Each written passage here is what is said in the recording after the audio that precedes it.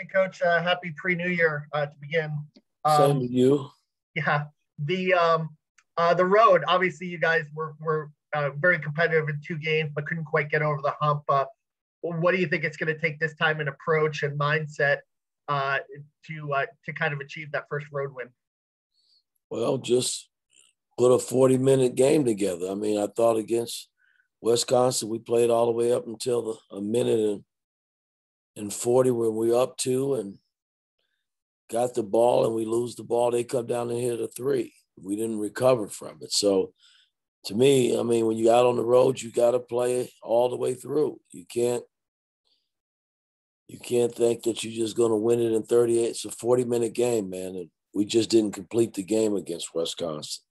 So we got to put a 40-minute ball game together, period, from beginning to end. Peegs. Hey, good morning, Coach. You talked a lot early on in the season that you had to work quite a bit on defense. I wonder if you've now been able to pivot to work a lot more on offense, especially given a little extra practice time right now. We still we do them both still. I mean, defense is a high priority, and our offense is a high priority. So we kind of mix and choose in practice, each day that we step out on the floor, which way we're going to go. And, yesterday we had almost a 3.5, 4 hour practice with film session. And there was a little mixture of defense and offense. So, I mean, that's pretty much every day when we step out on the floor.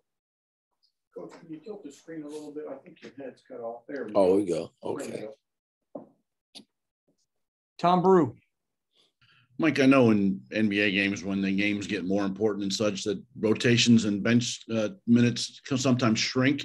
Have you thought much about how you're going to handle that now as you enter the Big Ten season and games will be closer and tighter as such? Do you still want to try to play 9, 10 if you can, or will that start to shrink a little bit? Well, it all depends, just the flow of the game. I mean, I never really go into a game saying I'm going to play 9 or 10 guys. I mean, fortunately for us, we've had an opportunity to do that. But it's going to be based on the game and who's playing well and how I feel in terms of who's going to be in the rotation. So I like to play 9, 10 guys. It'd be great for our ball club. And we've done that some this season. But again, the Big Ten and the game itself is going to put you in a position to make that decision. Tyler. Hey, Coach. I hope you're doing well. You've now coached in New York and at IU during the pandemic. I was wondering, is there anything maybe outside of the court that has helped you kind of get through this tough time? Again, man, I mean, there's not a whole lot you can really do about it. I mean, you just try to, keep your players and staff and people around you safe. But this thing it's an unknown thing again. I mean, hell, you can be in a room sitting with people and you might have a person in there that has it and the other 4 or 5 people don't have it. So, I mean, I just, it's hard to explain, what's going on, but, for the most part, we've been very ahead of the game in terms of how we're trying to stay away from it. I mean, our players have been pretty secure. We try to mask up and do the things that we're supposed to do now. But again, it's just, I can't control the players once they leave the gym and go out and get a bite to eat or go, mingle around campus with friends. I mean, it's just, again, tough times, man. And everybody's just got to realize it and try to do the best they can to stay safe. Dustin. Hey, Coach, I wanted to see if you've got just how far along Trey Galloway is at this point, if you're expecting to have him available on Sunday, or if not, what his timeline looks like at this point. He won't play Sunday, but yesterday was the first time he's had some contact. And it wasn't a long period of contact, but we got him back out on the floor just a little bit. I mean, he's been doing the endurance stuff that we do every day for a little while now. But, he won't be ready for Sunday. Hopefully the Ohio State game, we'll have him back. But, we just got to keep gauging it day by day to see where he is and how he looks. Alec. Hey, Coach. Are there like one or two things that you can kind of pinpoint through non-conference play that you guys really need to improve on going into Big Ten play? Well, we, not turning the ball over is going to be one. Right now, that's kind of been our problem. We've been a lot better the last 5 games, and making free throws, guys. When you're in close games, you look at the 2 games, Syracuse and Wisconsin. A couple of possessions here or there. We probably sitting here 12-0, and free throws had a lot to do with it in the Syracuse game as well as turning it over, and missed free throws coming down the stretch in the Wisconsin game. So those are 2 areas that I like to improve in as we start to navigate through the Big Ten season. Alex. Hey, Coach. Hope you're doing well. Just curious. You as well. Obviously, you had some unexpected time off with not having the game on Wednesday. What maybe did you focus on with that time in terms of practice? You mentioned you had a longer practice and a longer film session. What was maybe the emphasis of that time, that extra time you had together as a team? Just, when we watch film, we always concentrate on things that we don't do well, and then always put kind of a feel-good tape of a lot of things that we've done well. That's how you teach through tape. You can't always smack them over the head with all the bad things, but you can't hide it. You got to show it, and to me, it's teaching. And then you give them the things that they've done well in correlation with, the things that they've done terrible on the floor. So, that's how we teach through tape. And then yesterday on the floor, we just, we're working on our defense and we're working on the offensive end to get better, man. That's them the only 2 areas that, execution is a big key when you're talking about developing a team. And that means execution on both ends of the floor. So you got to work in those areas to get better every day that you step out there. Mike Schumann. Yeah. Hey, Coach. I'm curious, going back to the offense, do you feel like you've had to adjust the style of play that maybe you had in mind when you took the job to fit the specific strengths of this team as you've come to know it? Well, that's all coaches do. We, you play to your strengths. You try to find ways of, getting guys to be better in terms of their offense. Our offense is not that bad. Considering, I never thought we would be in the position where we are in terms of the 3 ball. I didn't know who would be able to really make it consistently. And, we're shooting right at 37%. I would like to get to 40, but, that's work in progress. We're averaging right at 77 points a game and giving up 61. That's a plus 15. That's great when I look at, our offense versus defense. So the only downfall offensively, I think right now is us, making free throws and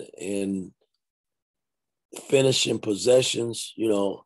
When something's called, we're better when we call something offensively, because then they know it's coming. But when we're trying to play on the fly, a lot of times that's where a lot of our mistakes come.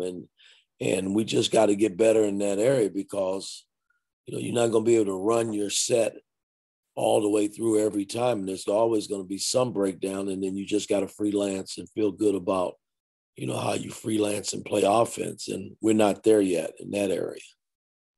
Nathan. Good morning, Coach. I was just curious, generally speaking, according to Ken Pom, Penn State plays very slowly this year. How does your game plan and preparation change generally against a team that likes to slow the game down compared to one that wants to run up and down the court? It's not going to change any. They slow it down. We got to get stops, and they're slow down offense. I'm watching them on film. They they move around. Their pace is not that high, but they move the ball around. They try to get up and down and make plays. They got pretty good point guard play and perimeter play. So, and then they got a big guy inside that plays the perimeter and inside as well. That triggers a lot that they do. So, I mean, this is not a game that, we can go in and take them lightly.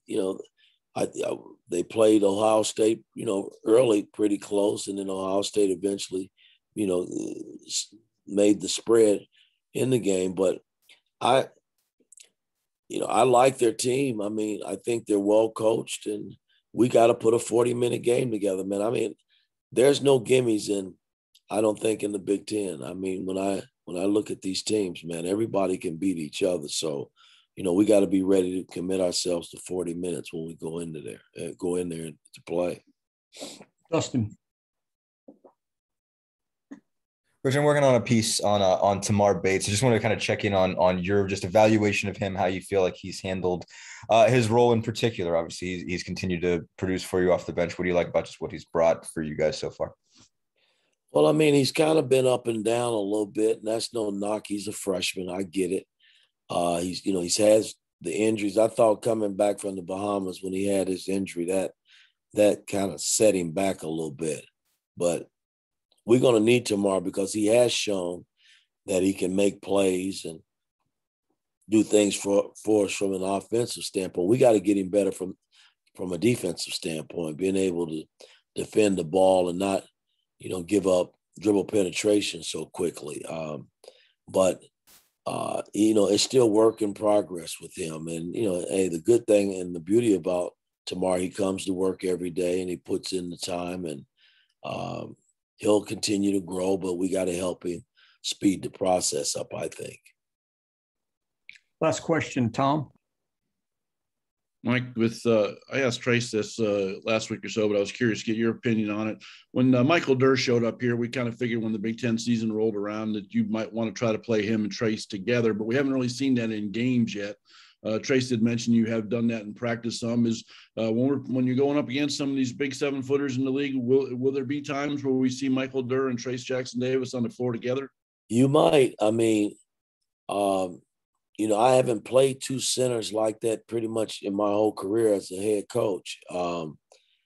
Because we've always had a nice, big power forward and a center in the NBA that could pretty much hold their own. That's hard for me to even say right now. I look at Purdue and they played the big 7-footer and they come out back with Williams at the backup center, and Mike and I'm going to try Mike on their second center. Their second unit. Like we've been playing. But for Mike, we just got to get him probably in a little better shape, and he's been working in that area based on him coming off the injury that he had.